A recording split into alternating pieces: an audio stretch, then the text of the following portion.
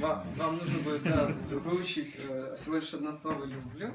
22, Вот. Было бы круто, 64, если бы все 23. пели. Нет, вот этого не надо. В общем, вот. Всего лишь петь со мной это словечко и радоваться, и радоваться. В общем, даже если вы поете не очень хорошо, пойте, потому что это такая песня, которую следует петь вообще в любом положении и состоянии.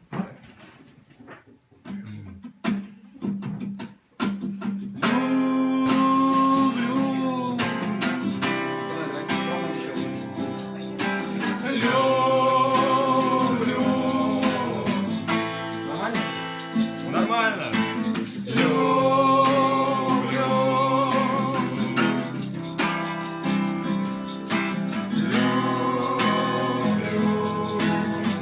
Я особенно слышу.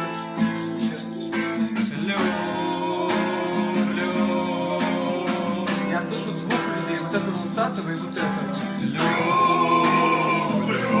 Вот все хорошо поет. А там вот задничок не слышно. Хорошо, неплохо, еще раз. Мы просто набираем вокалиста в группу.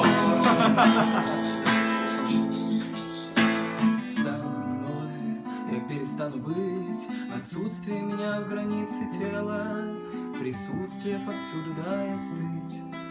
В воде она же только закипела, ну а потом плесни в лицо огнем, светило в морду, чтоб темнее стало, чтоб слышать черноокое люблю, да так, чтобы кружение молчало.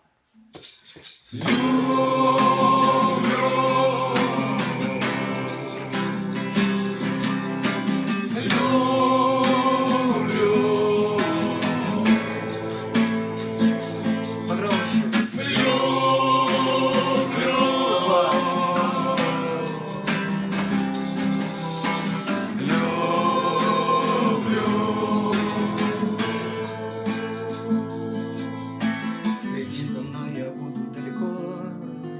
А что есть я по случаю распада? Я буду дальше, чем способность взгляда хоть что-то различать. Салют,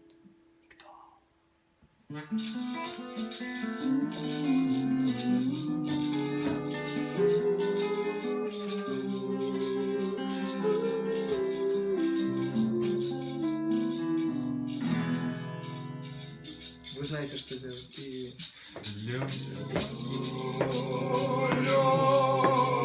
22, 62, 34. Люблю.